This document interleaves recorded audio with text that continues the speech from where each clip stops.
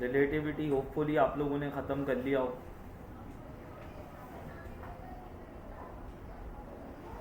हम अब जा रहे हैं चैप्टर नंबर 26 एटॉमिक फिजिक्स। वैसे मुश्किल नहीं है, लेकिन इसमें आपको कुछ चीज़ें याद वगैरह रखनी है, वो एक मसला है इसका।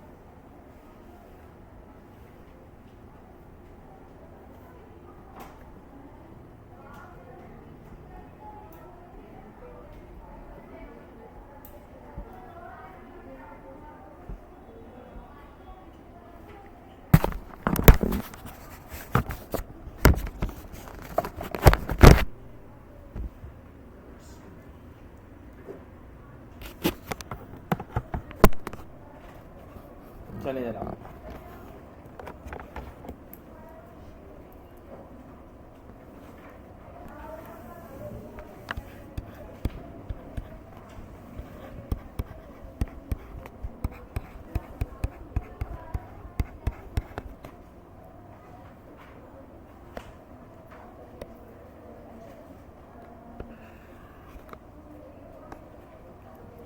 Chapter number 26 atomic physics. कुछ इसके की पॉइंट्स हैं, वो मैं थोड़े से आप लोगों को बता देता हूँ, उसके बाद इसको शुरू करते हैं। एटम का स्ट्रक्चर ज़रा बताइएगा।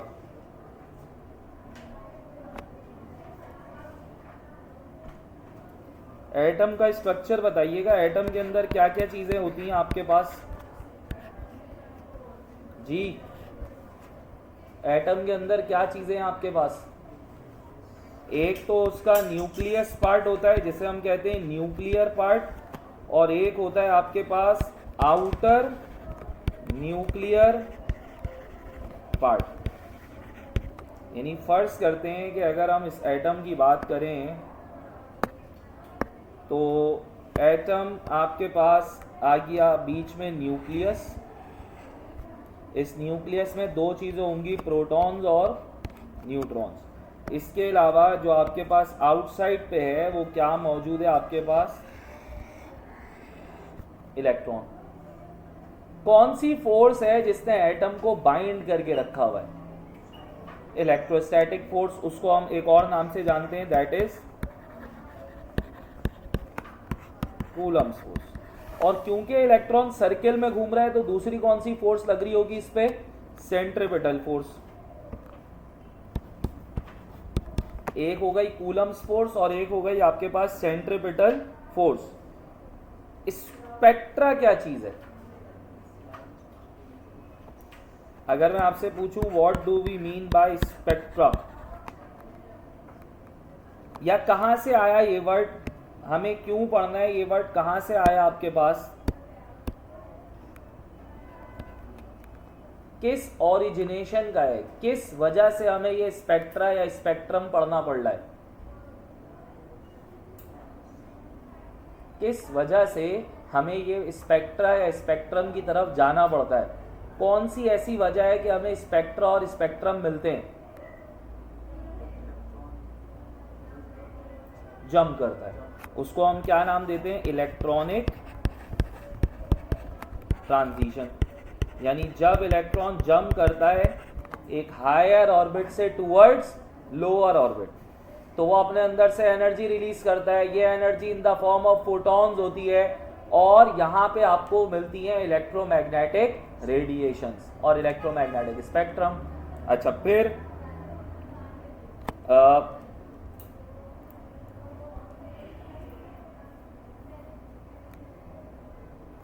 इनिशियल की एनर्जी ज़्यादा, फाइनल की एनर्जी ज़्यादा?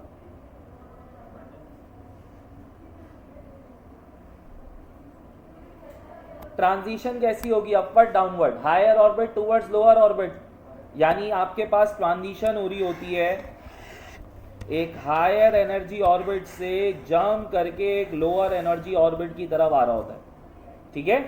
इसे कहते हैं इलेक्ट्रॉनिक ट्रांजिशन, जब इलेक्ट्रॉन जंप करता है from a higher energy orbit to a lower energy orbit. फिर कंटिन्यूअस स्पेक्ट्रम क्या होता है, स्पेक्ट्रम की टाइप्स, कंटिन्यूअस स्पेक्ट्रम क्या है, कोई बताएगा?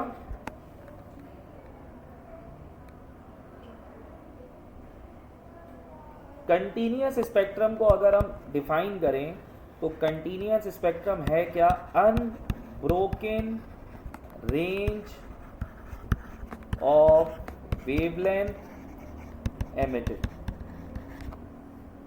यानी कंटिन्यूअस आपके पास कोई ना कोई वेवलेंथ मिल रही होती है, ये ब्रोक नहीं हो रहा होता सिलसिला। आपको जब कंटिन्यूअस वेवलेंथ मिलती है तो आपके पास जो स्पेक्ट्रम फॉर्म होता है that is continuous spectrum. Line spectrum क्या है, अगर कंटिन्यूअस अनब्रोकन है तो लाइन कैसा होगा, ब्रोक हो रहा होगा, ब्रेक हो रहा होगा, बीच बीच में डिवाइड हो रहा होगा, 0 से 1 तक एक, 1 से 2 तक एक, 2 से 3 तक एक, यानी आपको इस तरह से लाइंस बनती हुई दिख रही होंगी।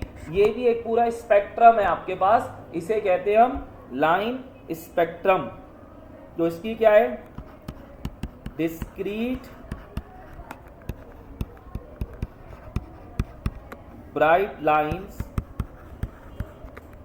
On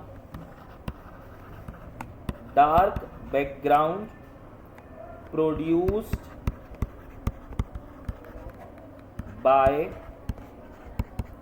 excited free gas atom. अब जरा मुझे एक बात बताइएगा, लाइन स्पेक्ट्रम हमारे काम कब आ रहा है?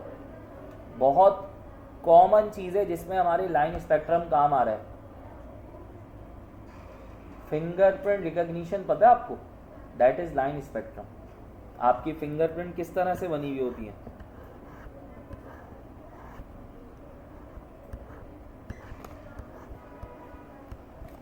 ये आपके पास एक लाइन स्पेक्ट्रम है पूरा। तो आपने एग्जाम्पल याद रखनी है कि जो फिंगरप्रिंट है आपके पास that is an example of discrete spectrum, that is line spectrum. Planck's का formula,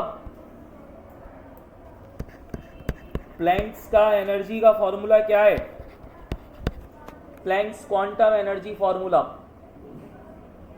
is equals to, wavelength आ रही है तो वेवलेंथ के साथ इसका मतलब होनी चाहिए फ्रीक्वेंसी h म्यू, और इसको आप एक और तरह से लिख सकते हैं is equals to H F. We know that speed of light ही मिल रही होती है, c is equals to mu lambda या एफ लैम्डा, तो म्यू बराबर हो जाता है c अपॉन लैम्डा। तो आपके पास E का फॉर्मूला हो गया h c अपॉन लैम्डा, ठीक है। हाइड्रोजन स्पेक्ट्रल लाइंस का फॉर्मूला,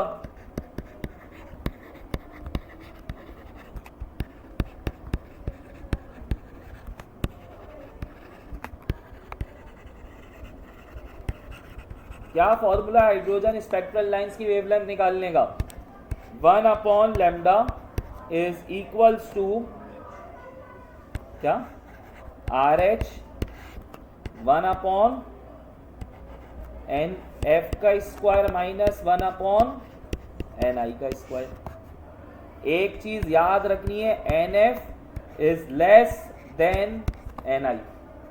पांचवे से दूसरे में आ रहा है तो पांचवा इनिशियल है, दूसरा फाइनल है। और अगर कुछ नहीं याद रहता तो एक बात जहन में रखना, हमेशा पहला छोटा नंबर होगा वरना आंसर माइनस में आ जाएगा। 1/2 इज ग्रेटर और 1/4 इज ग्रेटर 2, तो 2 हमेशा यहाँ NF की जगह होना चाहिए। चले आगे बढ़ते हैं। अब जो मैं आपसे काम करवा रहा हूँ ज़रा वो गौर से देख लीजिएगा और वो लिख लीजिएगा। मैं आपको क्या लिखवा रहा हूँ ज़रा देखिएगा।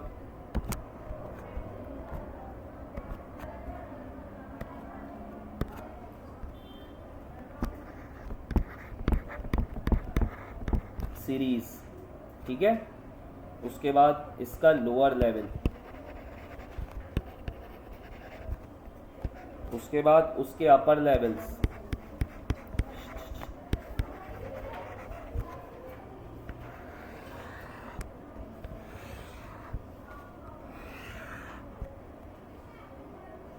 वेवलेंथ की रेंज,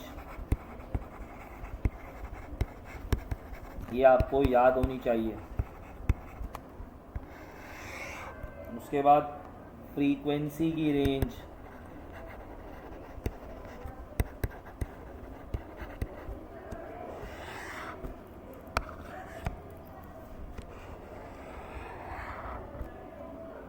और रीजन। अच्छा भाई, पहली कौन सी होती है? Lamin series. लोअर लेवल क्या होगा लेमन का? 1। और अपर लेवल क्या हो सकते हैं? 2, 3, 4 ऑनवर्ड्स। वेवलेंथ की रेंज इसकी 91.2 नैनोमीटर से 121.6 मिलीमीटर तक की रेंज है वेवलेंथ की। ये आपसे एमसीक्यूज में पूछी जाती है, अगर किसी के पास नहीं लिखी हुई तो ये लिख लें ज़रूर। अच्छा, इसकी फ्रीक्वेंसी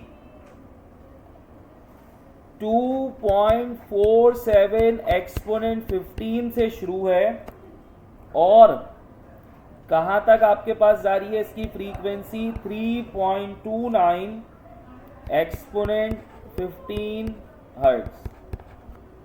और यहाँ जो आपको लाइट मिलती है वो कौन सी होती है? Ultra violet UV.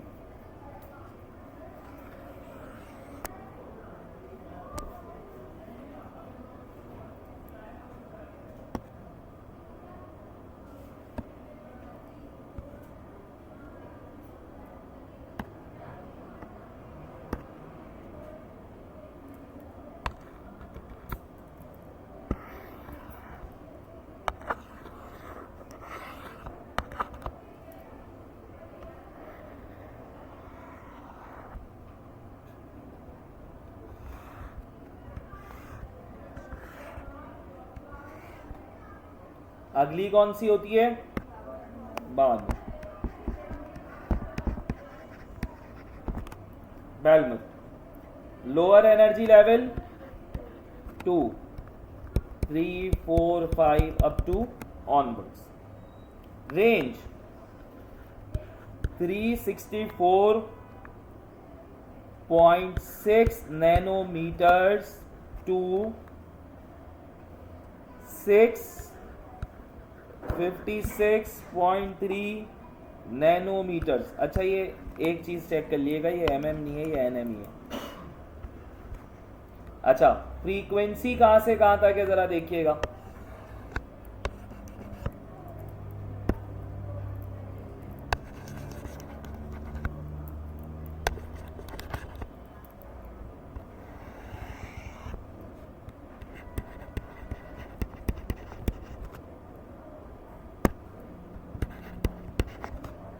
फ्रीक्वेंसी इसकी है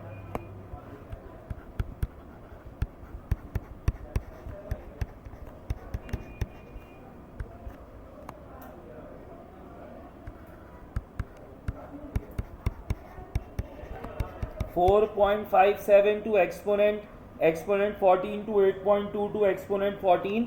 और यहां पे मिलती क्या है आपके पास? विजिबल लाइट और नियरली यूवी। इसमें भी यूवी मिल सकती है, लेकिन वो बहुत स्ट्रॉन्ग रेंज नहीं होगी, हल्का फुल्का आपको यूवी मिल सकता है। यहाँ भी एक्सट्रीम लेवल्स के ऊपर, मैक्सिमम एनर्जी के ऊपर अल्ट्रा वायलेट के कुछ पैटर्न्स आपको मिल सकते हैं। फिर कौन है? पैशन 3 और 4, 5, 6 अप टू ऑनवर्ड्स। अब क्या है?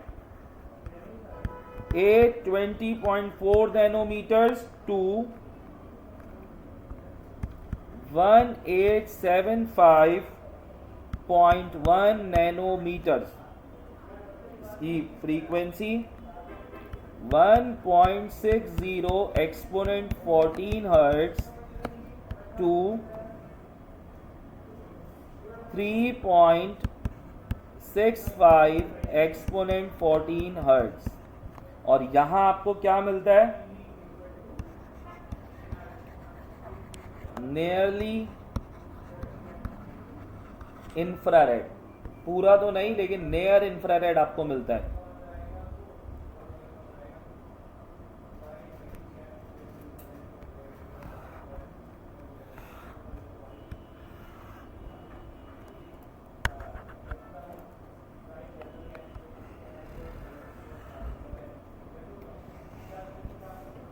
फिर कौन सी आती है?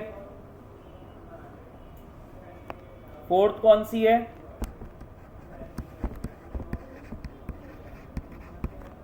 ब्रैकेट 14, और इसका मैक्सिमम एनर्जी लेवल हो सकते हैं 5, 6, 7 अप टू ऑनवर्ड्स। वेवलेंथ क्या है? Minimum 1458.4 nanometres to 4051.2 nanometres. Frequency क्या है इसकी?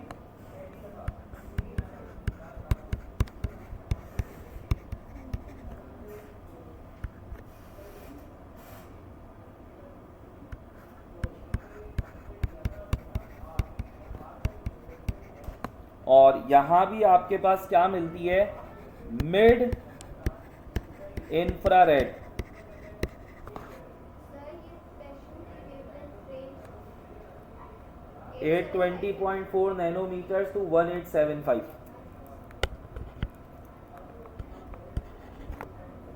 1875। और आप देख रहे हैं कि 1875 में 1458 भी आएगा, तो इसका मतलब यहां भी इंफ्रारेड मिलनी चाहिए। तो यहां आपको क्या मिलती है? Mid level infrared. लास्ट कौन सी है? P fund. Minimum 5, maximum 6, 7, 8 onwards.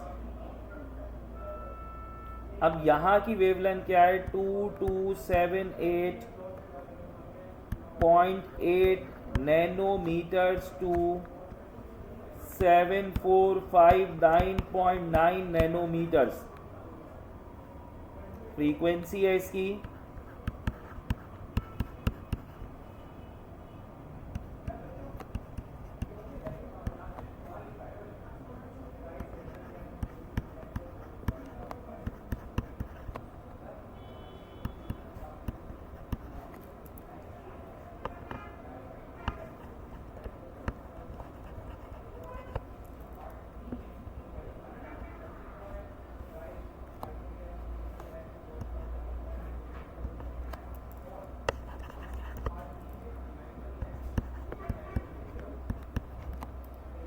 और यहां आपको क्या मिलती है?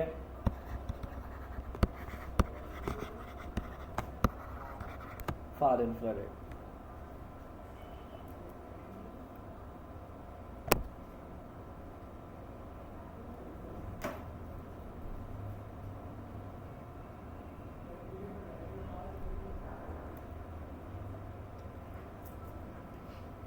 इसके बाद हम बात करते हैं बोहर के मॉडल के बारे में।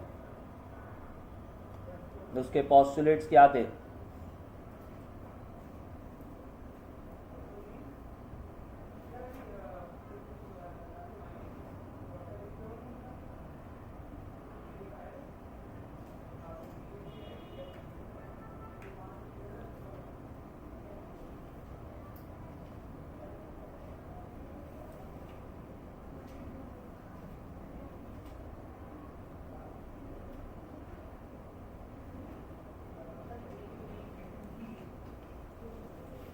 चलें ना।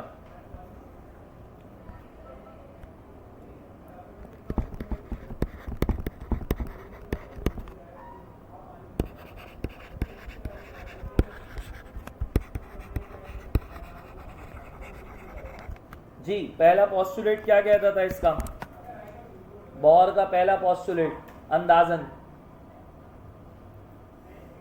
इसने कहा था जब इलेक्ट्रॉन रिवॉल्व करेगा किसी एटम के अंदर तो दो फोर्सेस, एक Coulomb's force must be equal to centripetal force. अच्छा, कूलम्स के लिए मैं के लगा लूं तो क्या फॉर्मूला हो गया इसका, के Q1 Q2 upon are square is equals to M we square upon r. फिर हम Q से E लिखते थे तो इलेक्ट्रॉन की बात हो रही है तो के E square upon are square is equals to M we square upon are.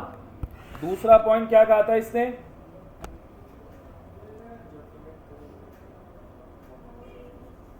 Angular momentum के बारे में कुछ कहा था। इंटीग्रल, द एंगुलर मोमेंटम जो भी होगी वो इंटीग्रल मल्टीपल होगी किसका, h अपॉन 2 पाएगा।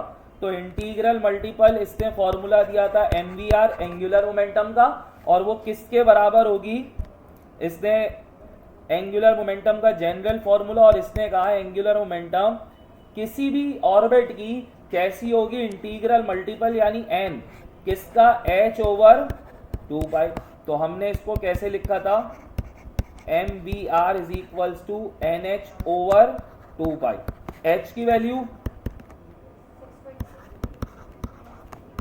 गुड, और अगर ये h ओवर 2 पाई को मैं हटा दूं तो क्या बनता है, h भी कांस्टेंट है 2 पाई भी कांस्टेंट है, अगर मैं इसको हटा दूं तो ये बनता है h कट, और h कट की वैल्यू क्या होती है, ठीक है। अच्छा, फॉर एमिटेड फोटोन, तीसरा पॉइंट, एमिटेड फोटोन के लिए क्या जरूरी है,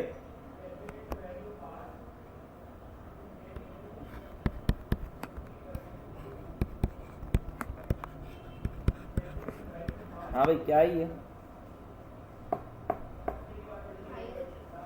हायर ऑर्बिट और लोअर ऑर्बिट की एनर्जी का डिफरेंस, और वो डिफरेंस किसके बराबर होता है, टोटल एनर्जी जो होगा h म्यू के।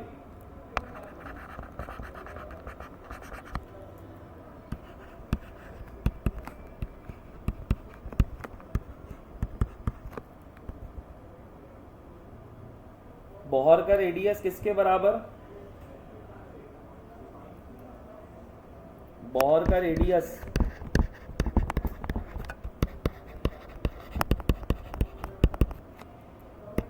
जी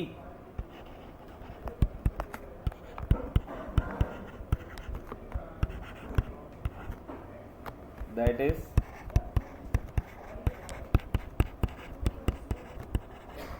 और ये फर्स्ट ऑर्बिट का है, for nth orbit r1 multiply by n का स्क्वायर, ठीक है भाई। अच्छा, एनर्जी क्या होगी, ग्राउंड स्टेट बोहर्स एनर्जी क्या चल रही है,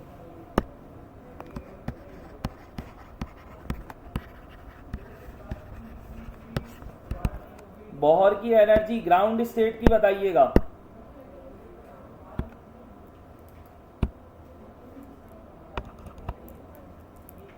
हाँ क्या कुछ मिस कर रही हो, वैल्यू सही है, कुछ मिस कर रही हो, मैं कह रहा हूं ये अभी भी कुछ मिस कर रही है, -13.6 इलेक्ट्रॉन वोल्ट्स, ठीक है। फर्स्ट एक्साइटेड स्टेट क्या होगी, ये कब होती है, जब n की वैल्यू 1 है, जब n की वैल्यू 2 हो जाए यानी उसको हम कहते हैं फर्स्ट एक्साइटेड स्टेट। क्या एनर्जी होती है, -3.4 इलेक्ट्रॉन वोल्ट्स। एक और की आप लोगों को पता होनी चाहिए, हाँ क्या 1 माइनस की 1.51 इलेक्ट्रॉन वोल्ट्स, गुड। और अगर एनर्जी इंफिनिटी की हो अब क्या होगी,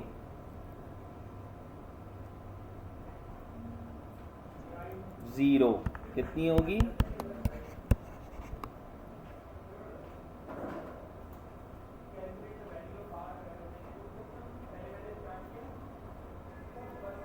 पोटेंशियल एनर्जी का फॉर्मूला इसी की,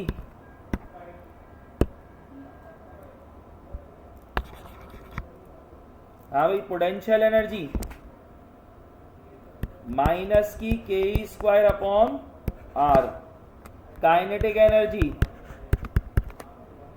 K E square upon 2r, और टोटल एनर्जी बराबर हो जाती है फिर total energy kinetic potential plus हो जाती है। तो क्योंकि एक 2r है और एक r है तो इसमें से ये माइनस होगी, तो कितना बच जाएगा आपके पास,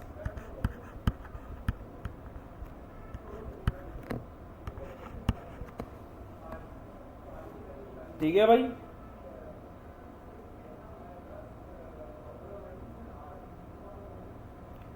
लिमिटेशन क्या है बोहर की स्पेक्ट्रल लाइंस की या बोहर के पोस्टुलेट्स की?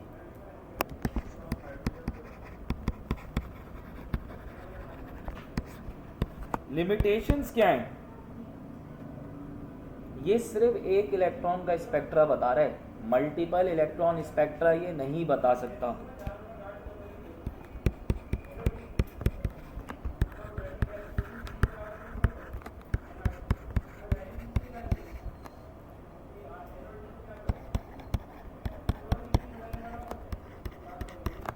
Multi electron spectra can't be explained. एक और मसला है, कोई बताएगा क्या? अगर मैग्नेटिक फील्ड आ जाए तो ये इलेक्ट्रॉन बिहेव चेंज करेगा, उस वक्त उसका जो स्पेक्ट्रम होगा ये नहीं बता सकता, और उसको कहते हैं हम ज़ीमैन इफेक्ट। क्या कहते हैं? ठीक है। और अगर वहां इलेक्ट्रिक फील्ड आ जाए तो हम उसको कहते हैं स्टार्क इफेक्ट, और ये दोनों ही नहीं बताता। एक्सरे वगैरह के बाद में पढ़ते हैं ना, अब जरा एमसीक्यूज पे आ जाते हैं।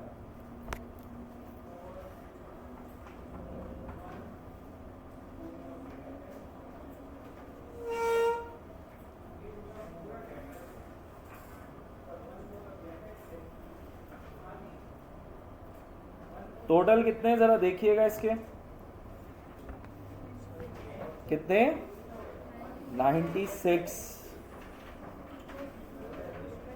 हाँ, हो तो जाएंगे आप लोगों से इंशाल्लाह। चले, what is the origin of atomic spectra? क्या ओरिजिन है एटॉमिक स्पेक्ट्रा का? सी। चले आगे बढ़िएगा।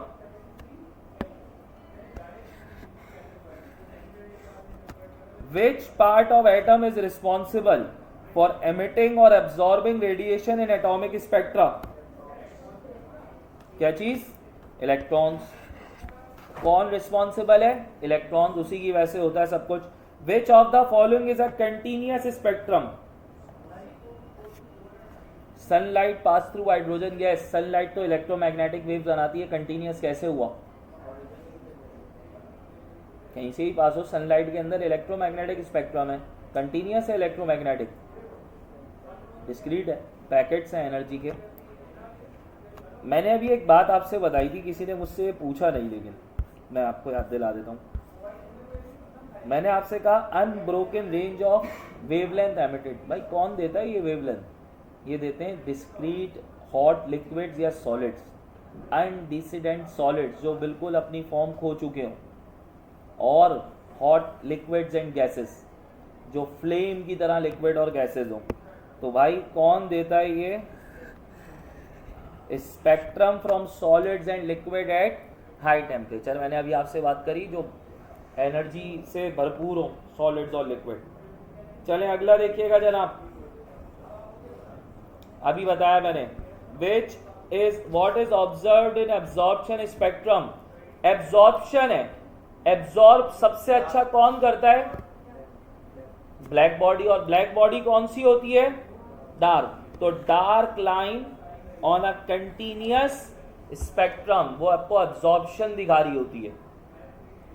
What causes the line spectra? Electron of gaseous atoms. ये कौन सी एनर्जी हो गई? Energy changes in electrons of gaseous atom. जब कोई चीज़ गैशियस फॉर्म में है और उसके अंदर कोई एनर्जी आए तो कौन सी एनर्जी कहलाती है? अगर उससे हम इलेक्ट्रॉन रिमूव कर दें in a gaseous state, which energy removes electron in a gaseous state? हम इलेक्ट्रॉन रिमूव करेंगे तो पार्टी वो क्या बन जाएगा?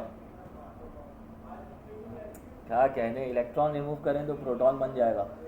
अगर हम किसी एटम से इलेक्ट्रॉन रिमूव करें तो वो प्रोटॉन बन जाएगा। क्या बनेगा? If we remove an electron from a atom it becomes positive ion. कौन सी एनर्जी हो गई?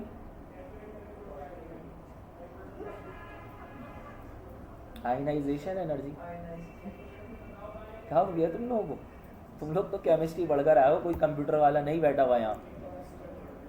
चले भाई वापस। Which spectrum consist of discrete wavelengths due to transitions? Line spectrum.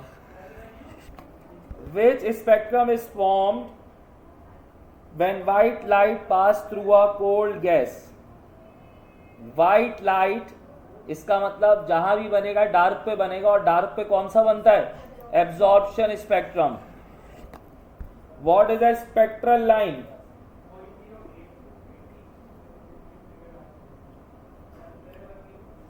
What is a spectral line?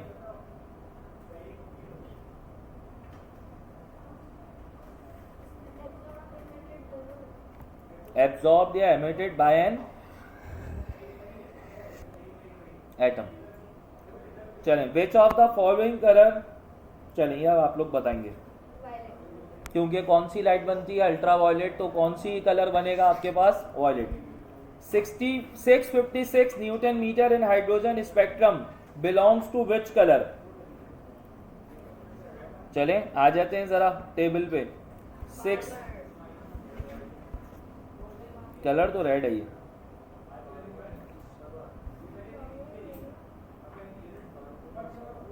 ये देखो, नियरली यूवी और विजिबल। अब विजिबल है तो आपके पास बनना चाहिए कोई भी कलर, लेकिन ये नियर है, बिल्कुल शुरू की वेवलेंथ है, मैक्सिमम वेवलेंथ। और मैक्सिमम वेवलेंथ किसकी होती है? रेड। कलर वाइज वेवलेंथ लिखी नहीं आपके पास? बेलमर में विजिबल लाइट आ रही है। विजिबल लाइट का मतलब ये सारे कलर्स मिलने चाहिए। अब जो कलर्स मिलते हैं आपको, उसमें जो सबसे ज्यादा वेवलेंथ है वो रेड कलर की है, नियरली 656। उससे कम ऑरेंज, फिर उससे कम येलो, फिर ऐसे मिलते मिलते मेरे ख्याल से वॉयलेट मिल रहा होता है 375 या 325 के आसपास। तो कलर वाइज वेवलेंथ लिख लें। ये आपको कहां से मिलेगी? Page number I guess 47, 44, 45 matric physics. आपको कलर्स की वेवलेंथ मिल जाएगी।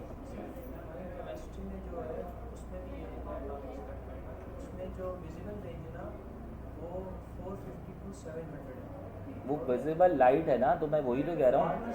हाँ, विजिबल लाइट के अंदर सारे कलर्स हैं। अब मैं तुमसे यही कह रहा हूँ ना कि वो जो 656 है उसमें सब आ रहा है। अब उस कलर के अंदर उसमें भी स्पेसिफिक कौन कौन से कलर हैं जो विजिबल होते हैं, वो तुम्हें अलग से आनी चाहिए।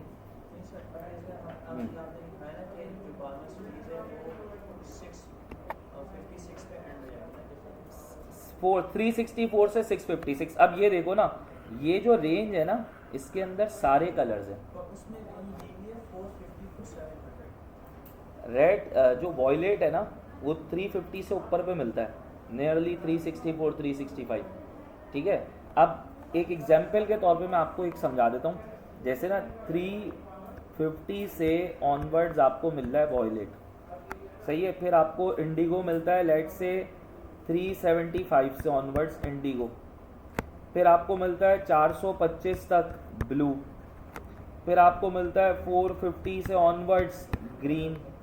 फिर आपको मिलता है फिर आपको मिलता है 500 के आसपास येलो। फिर आपको मिलता है 550 के आसपास 500, 550 ऑरेंज। और 550 से लेके 650, 680 तक आपको कलर मिलता है रेड। तो क्योंकि आपसे इन्होंने 656 कहा, अब इसके अंदर वो कह सकते थे 375, 475, आपको कलर्स के याद होने चाहिए, तो इसलिए आपको विजिबल के सारे कलर्स के स्पेक्ट्रम याद होने चाहिए। तो ये क्योंकि बिल्कुल लास्ट लाइन है, लास्ट लाइन बिल्कुल लास्ट कलर है, तो इसलिए सबसे ज्यादा वेवलेंथ रेड कलर की होती है, तो इसलिए इसका आंसर रेड है। अगला देखिएगा, What is the name of the series that includes 4 visible lines of hydrogen atom? ये चारों किस में आ रही हैं? ठीक है। What is the value of N1 in the Balmer series? 2. अच्छा भाई, which of the series lies in the ultraviolet region of the hydrogen spectrum? ले लो।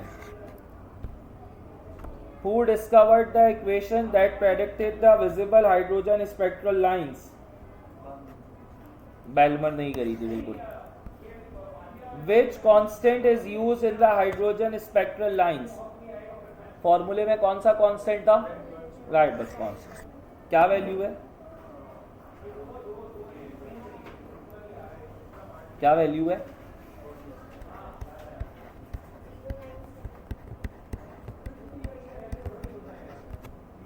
exponent -7 meter inverse. According to Max Planck theory, energy of a given mode of a vibration is directly proportional to क्या चीज? Frequency. Max Planck theory के मुताबिक energy is directly proportional, E is directly proportional to mu और inversely proportional to wavelength, तो इसलिए इसका option क्या हुआ? अगर यहां इनवर्स होता तो वेवलेंथ हो जाता। What is the formula given by Planck's for quantized energy level? NH mu भी हो सकता है, तो बेहतर कौन सा है? देखो, अगर एक है, इन्होंने क्वांटाइज्ड एनर्जी लेवल लिखा है फॉर n नंबर ऑफ नहीं लिखा, तो n नंबर ऑफ होता तो NH म्यू कर देते हम, तो वैसे h म्यू। एक बात याद रखिएगा, फोटॉन्स के लिए mc² नहीं लग सकता, फोटॉन्स का मास नहीं होता, मास नहीं होता तो mc² कैसे लगेगा? तो फोटॉन्स पे mc² नहीं लगता और इलेक्ट्रॉन पे h म्यू नहीं लगता। इलेक्ट्रॉन्स की फ्रीक्वेंसी नहीं है, फ्रीक्वेंसी एनर्जी की होती है और एनर्जी फोटॉन है। आपको याद है कॉम्पटन इफेक्ट, इलेक्ट्रॉन और फोटॉन, एक पे आप mc² लगा रहे थे, एक पे P = mv लगा रहे थे इलेक्ट्रॉन पे, जबकि where as photon h mu और h म्यू ओवर लैम्डा, तो वो इसीलिए लग रहा था कि फोटॉन का मास नहीं है, तो दोनों फॉर्मूले नहीं लग सकते उस पे। चले भाई next, spectral line act as dash of elements. 18 what does the uniqueness of each element line spectrum allows scientists to do? क्या फायदा हुआ इससे? Identify elements. Spectral line act as the dash of elements. Fingerprints. अभी मैंने आपको बताया हमारे fingerprints भी ऐसे ही कुछ करते हैं काम। 20 What is the name of scientist who proposed the hydrogen atomic model in 1913? Neil Bohr. According to Bohr's first postulate, the electron revolves around the nucleus due to electrostatic force. Electrostatic force होती है तभी वो घूमता है और centripetal force आती है charges के दरमियान। What provides the centripetal force in the hydrogen atom? What is the formula for electrostatic force between an electron and proton? Ke²/r². Bohr's second postulate states that angular momentum is equals to nh/2π. What does the value of n in Bohr postulate represent? Quantum number. आगे देखिएगा, energy transition emits a photon in Bohr's model, कहां से कहां? Higher to lower. Formula used by Bohr to calculate emitted proton energy, h mu, अभी बताया मैंने।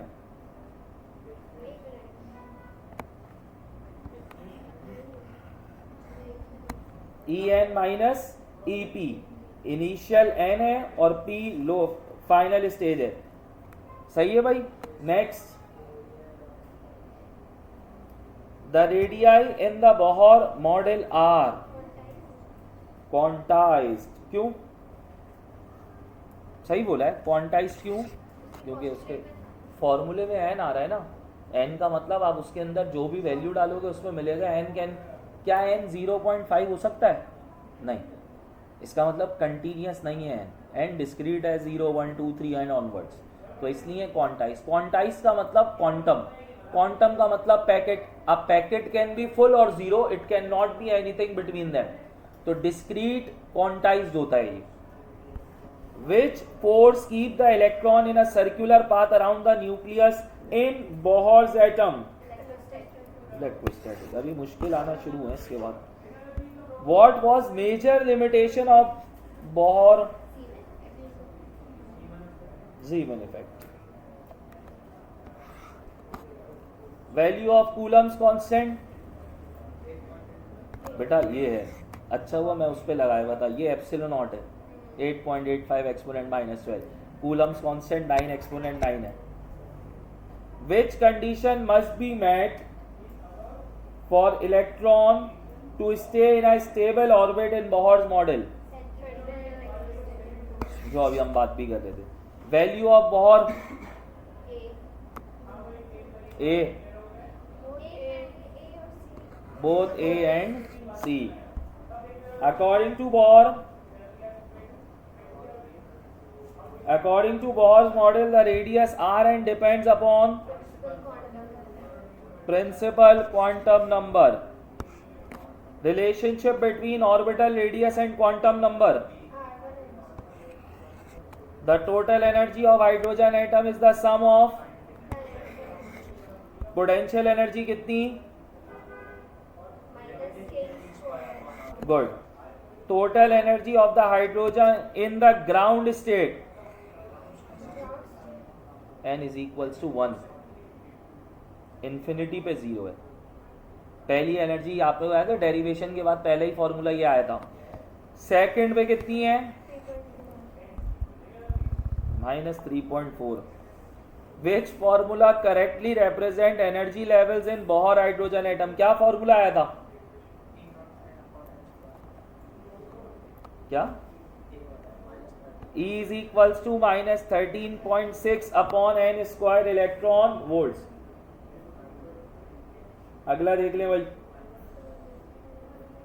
41। The ionization energy of hydrogen atom is कितनी? वो जो आप बता रहे हो ना minus, that is first orbit. Ionization energy कितनी है? 13.6। सिंपल। एक्साइटेशन क्या होती है? What do we mean? जब इलेक्ट्रॉन बहुत एनर्जी गेन कर ले और वो ग्राउंड से जंप करके ऊपर भाग जाए तो हम कहते हैं अब वो एक्साइटेड हो गया है। तो क्या है भाई? When an atom returns from an excited state to a ground state, वो क्या करता है? अपने अंदर से एनर्जी बाहर निकालता है इन the form of photon. Which value of n correspond to the ground state of hydrogen atom? 1। Infinity पे क्या है? बोहर्स 0। अब आते हैं एक्सरे वगैरह पे। आई गेस जरा एक्सरे के एमसीक्यूज अगर हम निकालें,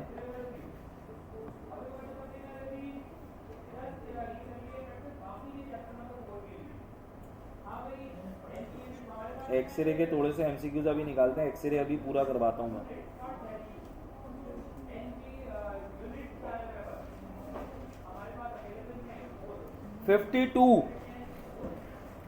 नहीं, एक्सरे ही है। एक्सरे ना, मैं अभी एक्सरे नहीं पढ़ा है। एक्सरे और लेज़र मुझे अभी कराने हैं। चलो फिर मैं एक्सरे और लेज़र पहले बता दूं। जी जनाब, 2 टॉपिक्स हैं इसी चैप्टर के। कंफर्म? क्योंकि एटॉमिक फिजिक्स पूरा लिखा हुआ उसमें, देख लो एक नज़र।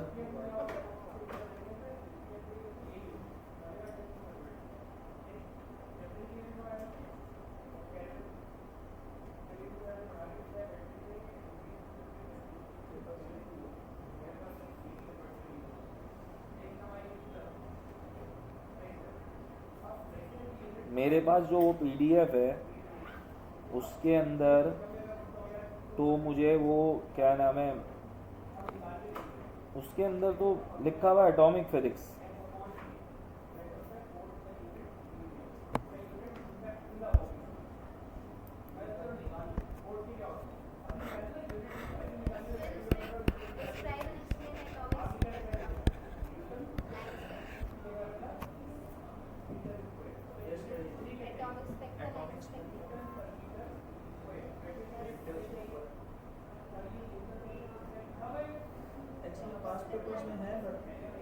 बेटा ठीक है, फिर तो हो गया। एक्सरे एटॉमिक स्पेक्ट्रा का हिस्सा है ना। जब आप एटॉमिक स्पेक्ट्रा की बात करते हो तो उसमें से एक रे एक्सरे भी तो निकलती है, इलेक्ट्रॉनिक ट्रांजिशन से ही निकलती है। लेज़र भी बचा, एक्सरे भी बचा, रह तो कुछ नहीं गया, यही तो मैं बोल रहा हूँ। मसला यही है ना, प्रोडक्शन एक ही जगह से आ रहा है, स्पेक्ट्रम से ही आ रहा है। एक मिनट रुक जाओ, मैं फिर कंफर्म कर लेता हूँ। चलो एक्सरेस के बारे में बात कर लेते हैं। सबसे पहले तो भाई एक्सरे ट्यूब के बारे में बात करते हैं हम।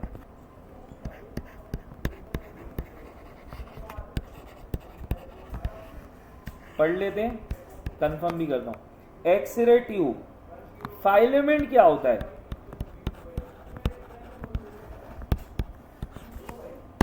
हाँ भाई, फाइलेमेंट।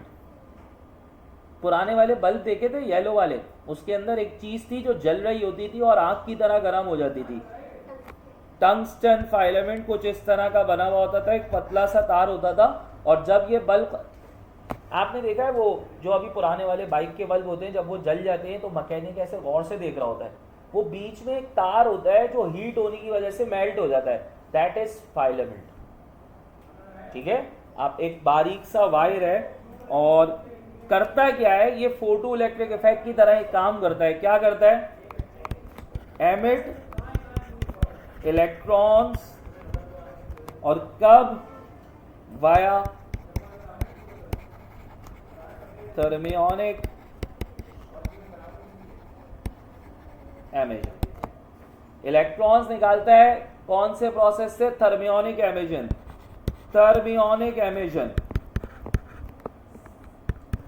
थर्म का मतलब हो गया हीट, आयोनिक का मतलब हो गया आपके पास क्या चीज? आइंस।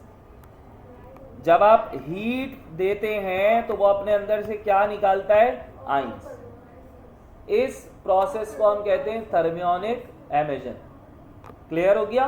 और ये थर्मियोनिक एमिशन से अपने अंदर से क्या बाहर निकाल रहा होता है? इलेक्ट्रॉन्स। अच्छा, अब कितना हीट करना है इसको, फाइलेमेंट को, एक्सरे के लिए? Heated to almost 2200 degree Celsius. ये इंपॉर्टेंट चीज है। फाइलेमेंट को कितना हीट करना है? 2200 डिग्री सेल्सियस। फिर इंटेंसिटी वर्सेस क्वालिटी।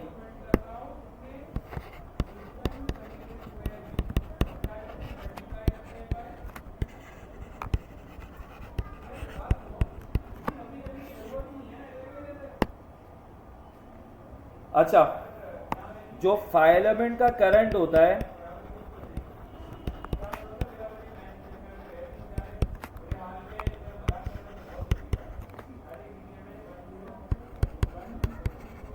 यहां तक फील हो रहा होगा कुछ लोगों को ये बात। फाइलेमेंट करंट कंट्रोल्स इंटेंसिटी। जो फाइलेमेंट का करंट है, जो हम उसको करंट देते हैं, वो इंटेंसिटी ऑफ एक्सरे को कंट्रोल कर रहा होता है। और जो हाई वोल्टेज हमने दिया हुआ है वो कंट्रोल कर रहा होता है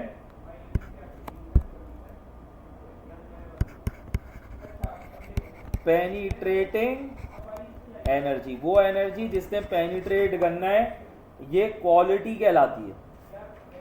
वोल्टेज क्वालिटी कंट्रोल करता है, करंट इंटेंसिटी कंट्रोल करता है। बहुत सिंपल सा पॉइंट है। इंटेंसिटी कौन कंट्रोल कर रहा है? करंट। और क्वालिटी कौन कंट्रोल कर रहा है? वोल्टेज। और वोल्टेज हमेशा high voltage. Cut off wavelength क्या होती है भाई?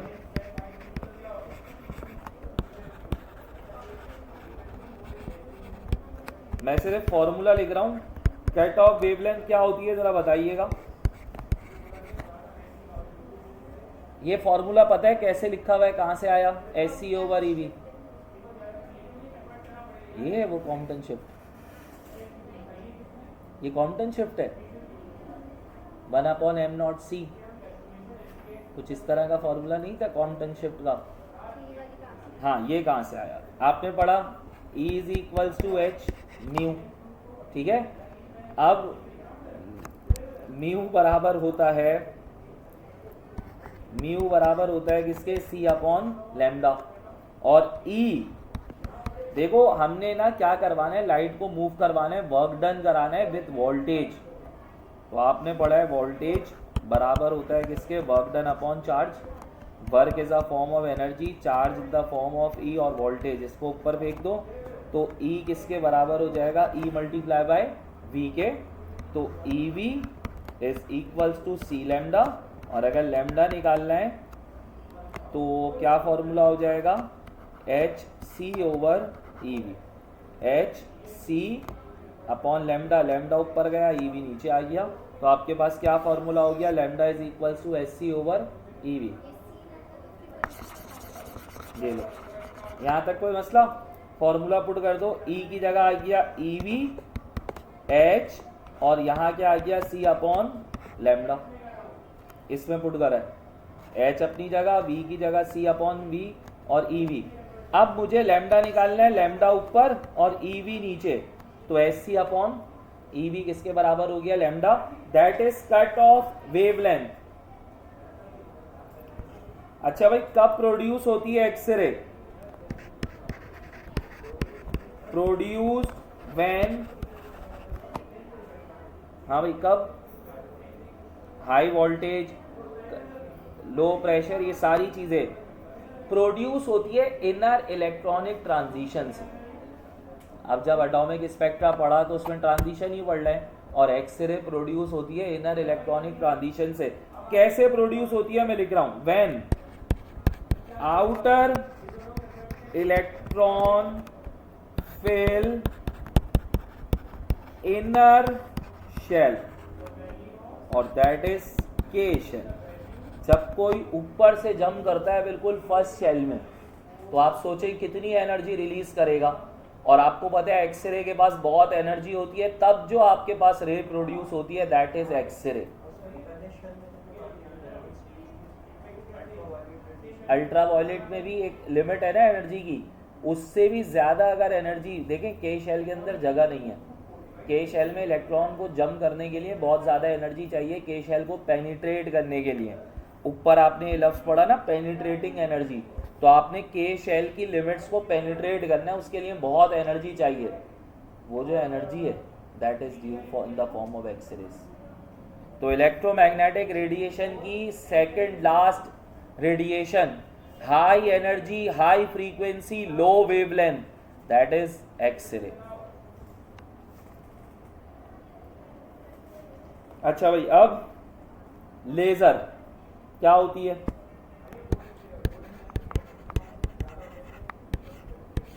हाँ भाई, फुल फॉर्म क्या है? लाइट एब्जॉर्ब, क्या सही बोला क्या? लाइट बढ़ाता है, बढ़ाने का मतलब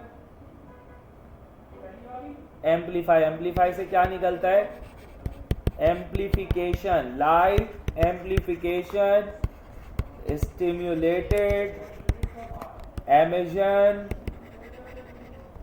ऑफ रेडिएशन।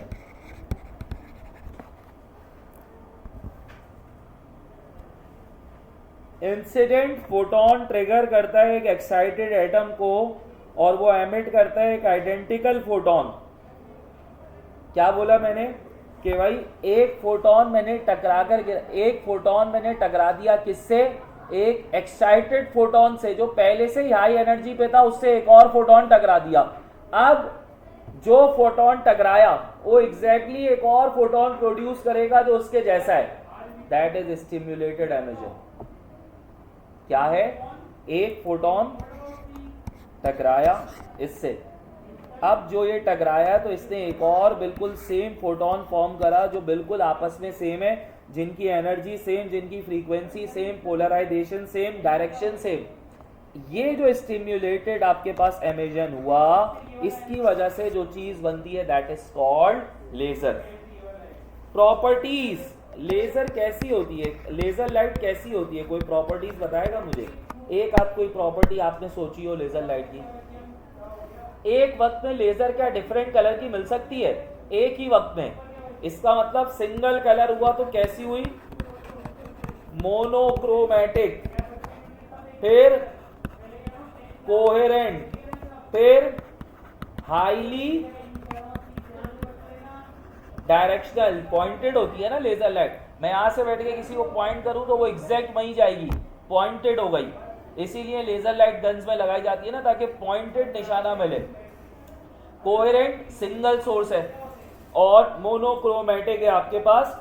जबकि एक बात कही जाती है लेजर लाइट के बारे में, अगर कोई इसको यूज कर रहा हो, आंख में ना मारना। क्यों नहीं मारना? क्योंकि क्या? उसकी एनर्जी बहुत ज्यादा है, इतनी एनर्जी ज्यादा है कि उससे डैमेज होने का खतरा है आईबॉल की नर्व्स। इतनी एनर्जी ज्यादा है, तो इसका मतलब उसमें बेसिकली ज्यादा क्या चीज होती है? हाई इंटेंसिटी होती है उसकी। इंटेंसिटी कैसी होती है उसकी? हाई। और इंटेंसिटी क्या चीज? कोहेरेंट सिंगल सोर्स वाली लाइट, एक ही डायरेक्शनल। अच्छा, पॉपुलेशन इन्वर्जन किसी को पता है क्या होता है?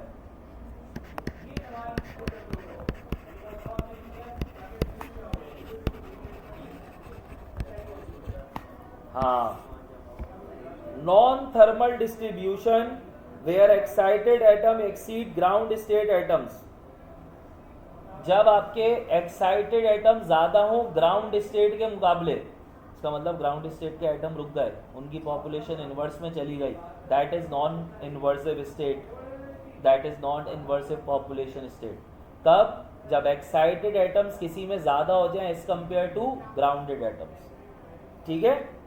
और ये पॉसिबल ही कब है? जब स्टिम्युलेटेड एमिशन हो। क्यों? एक एक्साइटेड दूसरे एक्साइटेड से टकराया, दो एक्साइटेड बन गए, फिर मजीद टकराए, चार एक्साइटेड बन गए, तो ग्राउंड खत्म हुए जा रहे हैं और एक्साइटेड बढ़े जा रहे हैं। अच्छा, फिर मेटा स्टेबल स्टेट, ये तो बता दो कोई।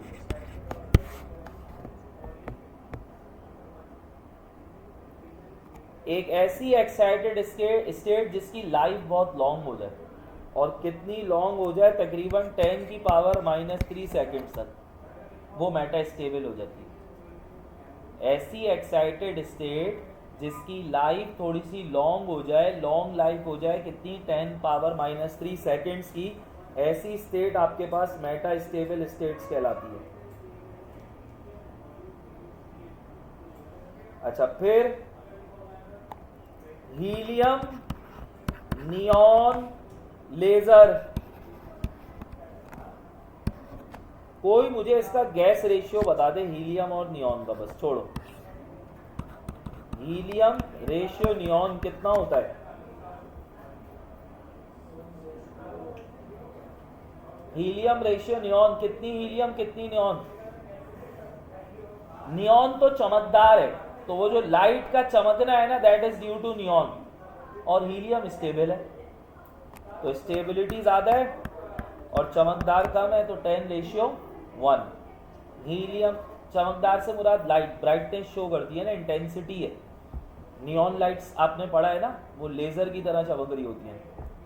अच्छा, फिर neon act as active laser medium, और रेड लाइट मोस्टली होती है, जबकि हीलियम क्या करती है? एक्साइटेशन एनर्जी दे रही होती है। तो इसमें हीलियम का काम है एक्साइटेशन एनर्जी देना,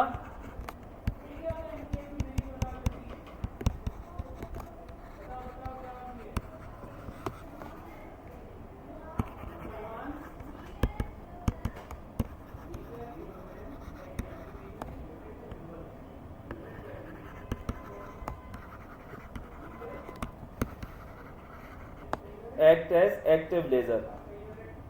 सही है भाई, ये कुछ चीजें हैं जो आपको पता होनी चाहिए। जरा back to the MCQs. 46 answer लगाएं तो बताएं। वाओ, खावा कर रही है कुछ। What is the primary function of the filament in a X-ray tube? Sorry, पीछे बैठ के खा रही थी, भूल गया मैं। 46 क्या आएगा भाई? What is the primary function of the filament? उसका काम होता है to emit electrons। 47 देखिएगा जनाब। Which of the following determines the energy of the X-ray produced? कौन एक्सरे की एनर्जी, पेनिट्रेटिंग एनर्जी कौन डिफाइन कर रहा है? वोल्टेज। तो 47 में आपके पास क्या होगी? Option B. 48 कितना टेम्परेचर चाहिए फाइलामेंट को? 2200 degree Celsius. When an electron from an outer shell fills a vacancy in an inner shell of a target atom, क्या एमिट होती है? जब बिल्कुल वो ऊपर से नीचे आके एनर्जी रिलीज कर दे। What is the typical exposure time for a chest X-ray as mentioned in the high HT low tension section? क्या है भाई, डॉक्टर्स बनने वाले हैं आप लोग। कितना देर लगेगी आपको एक्सरे रे पास होने में आपकी बॉडी से? कम टाइम जो है इसमें वही आंसर है ए। बहुत मामूली सा टाइम लगता है, मिली सेकेंड्स का। तो अभी हमने 10⁻³ पढ़ा था ना, that is metastable state. X-ray की भी मेटास्टेबल स्टेट हो जाती है। चलें अगला, HVL हाफ, इसका हाफ वैल्यू लेयर है ना, लिखा हुआ भी तो है HVL half value layer. What does half value layer relate to an in X-ray imagining? X-ray का काम क्या है? आपकी बॉडी में क्या करती है? पेनिट्रेट। और पेनिट्रेट करती है सिर्फ मसल्स को, बोन्स को नहीं करती। तो हाफ लेयर पेनिट्रेट हो रही है, तो दैट इज HVL हाफ वैल्यू लेयर। और वो है क्या चीज? Basically the penetration power of X-ray. What is the relationship between the wavelength of the emitted photon and accelerating voltage? मैं आपको फॉर्मूला लिखकर दे रहा हूं। Lambda is equals to HC upon EV।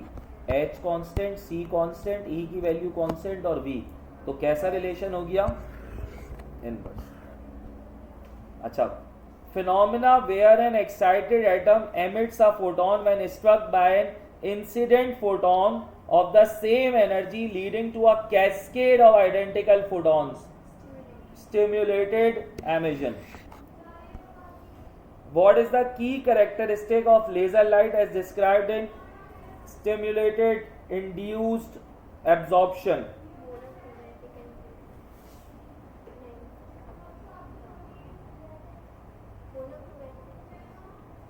Monochromatic and coherent।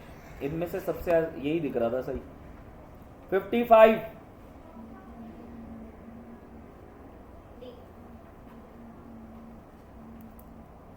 Stimulated emission के अंदर जब electron excited state में है, उसको क्या कॉज है, क्या वजह बन रही है कि वो वापस अपनी लोअर एनर्जी स्टेट में आ रहा है फोटोन एमिट करने? तो किसकी वजह से? अपने आप के सेम आइडेंटिकल फोटोन के टकराने की वजह से, जो उससे सारी एनर्जी छीन लेगा, वो नीचे आ जाएगा। What is the key characteristic of photon produced by stimulated emission compared to the incident photon? See, same frequency, same phase, same energy, same direction. 57 What is the primary requirement for stimulated emission to occur involving an excited photon? Stimulated emission के लिए एक incident photon चाहिए जिसकी energy same हो और वो interact करे किसी एक्साइटेड एटम के साथ। ठीक है। पॉपुलेशन इन्वर्जन क्या चीज है? मोर एटम एक्साइटेड स्टेट में होंगे किसके मुकाबले? ग्राउंड के मुकाबले। क्यों? अच्छा, पॉपुलेशन इन्वर्जन नेसेसरी क्यों है? ये अच्छा है। पॉपुलेशन इन्वर्जन इसलिए ज़रूरी है ताकि सारे एक्साइटेड स्टेट में जाके टकरा हो और ग्राउंड स्टेट में कम हो जाए। तो इसका ऑप्शन क्या है? To ensure more stimulated absorption emission than absorption. Drawing बात सही होती हुई दिख रही है, हो जाएंगे लग रहा है मुझे 96। मेटा स्टेबल स्टेट कौन सी है? एक ऐसी एक्साइटेड स्टेट जिसका लाइफ टाइम थोड़ा सा क्या हो जाए, लॉन्ग हो जाए, ज्यादा हो जाए। Purpose of pumping the atoms to higher energy state E3।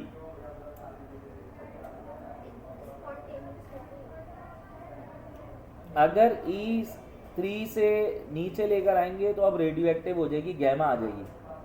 तो E3 तक जरूरी है कि हम उसको नॉन रेडियो एक्टिव ट्रांजिशंस को मेटा स्टेबल स्टेट में लाएं। भाई गैमा का भी एक वजूद इसी से बनता है। एक्सरे को और ज़्यादा एनर्जाइज कर दो तो अब मिलेगी गैमा, और gamma is a radioactive रे।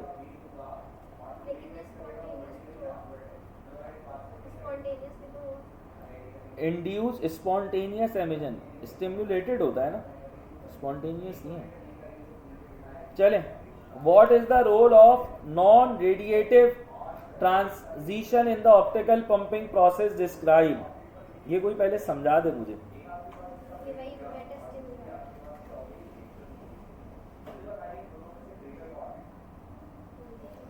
देखो, pumping raises atom, pump raise करता है एटम की जो शॉर्ट लिव्ड स्टेट है उसको। तो अब क्या होगा, जैसी उनकी लाइफ खत्म होगी वो डिके हो जाएंगे, और जब वो डिके होंगे तो वो नॉन रेडिएटिव डिके होंगे, मेटा स्टेबल में काम करना शुरू कर देंगे। तो इसका ऑप्शन कौन सा होगा? ये डिके क्विकली करवाता है, it allows atom to decay quickly. 63, अच्छा सॉरी 62 में सी है। It funnels atom from a higher excited state to a metastable state. What is the key characteristic of a laser medium that enables population inverse? Population inverse या laser के लिए सबसे जरूरी कौन सी state है? Metastable. It must have a metastable state with a longer life time. 64, 65 ये देख लिएगा आप लोग, ये सीधे सीधे। अब जरा आते हैं दोबारा।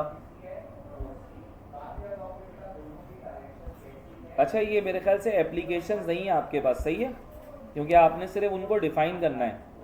तो ये नीचे वाले सारे एमसीक्यूज एप्लीकेशन के नहीं। आ जाइए 79। In the hydrogen spectrum which of the following series of spectral lines correspond to electronic transitions ending in n is equals to 2? Balmer series। नीचे, the energy of a photon is directly proportional to frequency। To remove an electron completely from a hydrogen atom in its ground state, the minimum energy required is known as। जी जनाब, electron में से atom निकालना है भाई, कौन सी energy? अगला, which of the following expression relates the wave number two wavelength? वो जो रायबर्ग वाला फॉर्मूला था 1/λ is equals to RH 1/n1 का स्क्वायर माइनस n2, उसी फॉर्मूले में वेव नंबर और वेवलेंथ का क्या रिलेशन है? गौर से देखें, यही लिखा हुआ है। वो 1/λ था ना फॉर्मूला, वो किसके बराबर होता है? Wave number. तो ये v के ऊपर बार का मतलब है वेव नंबर, जो किसके बराबर है? 1/λ। एनर्जी निकाल लिएगा। चले भाई, न्यूमेरिकल्स आ गए आप लोगों के फेवरेट, मस्त। अब आप लोग करिएगा, हो गए 96। बीच में एप्लीकेशंस है, एप्लीकेशंस नहीं है आप लोगों की, क्योंकि वो डिफाइन नहीं लिखा हुआ था। जी जनाब, पहला वाला न्यूमेरिकल तो कर दिएगा ज़रा, ताकि मुझे पता चल जाए आप लोग जाग जाते हैं।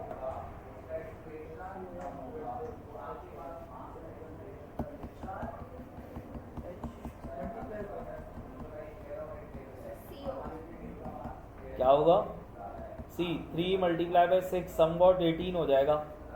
The energy of a photon having frequency H F, तो एच तकरीबन 6.6 है, तो 6.6 को अगर 3 से मल्टीप्लाई करो तो 18 होना चाहिए आंसर, ठीक है। और 34 माइनस 15 18, तो ये तकरीबन ये आंसर है भाई इसका। आप आसपास जाए ना, कैलकुलेट भी नहीं करा मैंने क्या देखा, 3 को 6 से मल्टीप्लाई करा समवेयर 18, और फिर 15 और 34 माइनस 15 समवॉट 19 और 18 के आसपास आना चाहिए। अगर आप ये बोलते ये हो सकता तो इसका मतलब 3 किसी से मल्टीप्लाई नहीं हुआ। शाबाश, गुड। चलो फिर अगला देखिएगा, what is the wavelength of a photon having energy this, किससे निकलेगी, एस सी अपॉन लैम्डा, निकाल एस सी अपॉन लैम्डा ही तो निकालना है।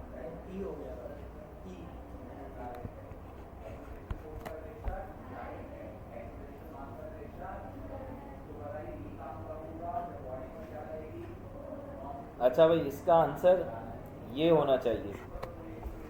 कैसे पता चला, ऊपर लिखा हुआ है सी की वैल्यू और नीचे लिखी हुई है ई की वैल्यू, दोनों में 3 आ रहा है, तो 3 से 3 तो कैंसिल। अब बचा सिर्फ क्या चीज, 6.626, और फिर एक्सपोनेंट सॉल्व होंगे तो आपके पास ये बच जाएगा। चलो अगला,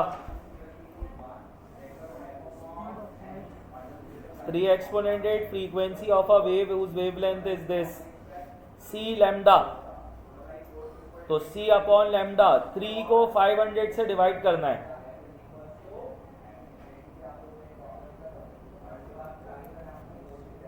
c is equals to F lambda, f is equals to c upon lambda, तो 3 को 5 से डिवाइड कर ले, 100 भी छोड़ दें। ये 500 नैनोमीटर का मतलब है, ये लिखा हुआ है 500 एक्सपोनेंट माइनस टाइम, आप इसको ऐसे लिख लें भाई 5 एक्सपोनेंट माइनस 7, एक ही बात है। अब भी अगर आपको मसला है कि 3 को 5 से डिवाइड करना मेरे लिए मसला है, आप इसकी एक और टर्म कर दें 0.5 एक्सपोनेंट 6, 3 को डिवाइड करें 0.5 से, 3 को 1/2 से डिवाइड करें तो मतलब डबल कर दें, 3 का डबल क्या हो गया 6, इतना मसला हल। ऊपर मौजूद 10 की पावर 8, नीचे मौजूद -6, 8 + 6 कितना हो गया 14। कोई सॉल्व नहीं करा मैंने, ये सिर्फ थोड़ा सा दिमाग। बताऊं, फिर से बताऊं मैंने क्या करा, मैंने कुछ नहीं करा।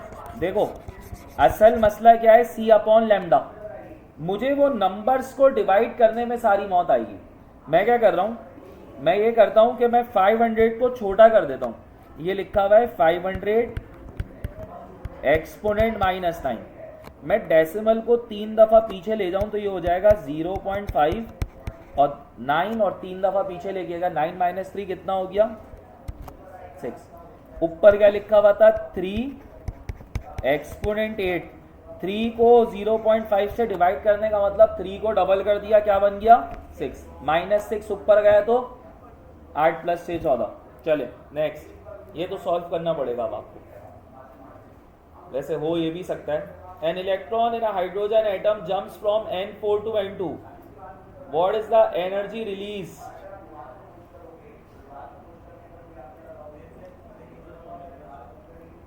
सब एनर्जी का फॉर्मूला नहीं पता आपको, -13.6 अपॉन n का स्क्वायर, दोनों एनर्जी निकालें, दोनों को माइनस कर दें।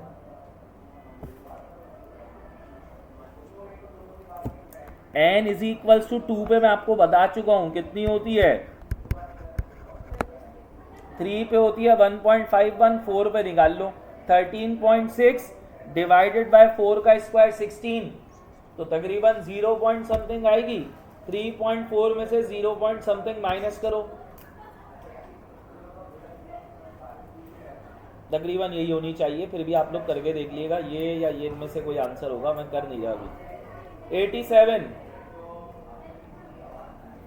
Energy of N electron in the second orbit, calculate the energy difference N3 और N2। जरूरी नहीं है कि आपको और चीज -3.4 और -1.5 डिफरेंस कितना बीच में।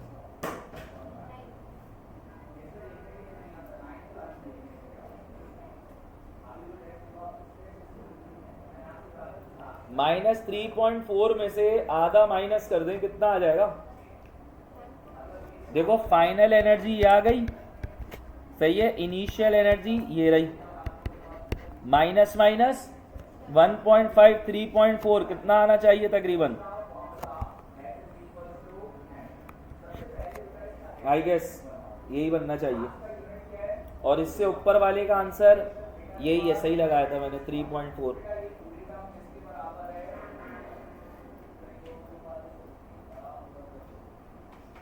$87 का आंसर निकाल, 87 नहीं 86 का आंसर निकाल लीजिएगा आप लोग। ये है 86 का आंसर 2.5। काम यही होना है जो अभी नीचे करा। चलिए अब इसको करके देख लीजिएगा आप लोग। होप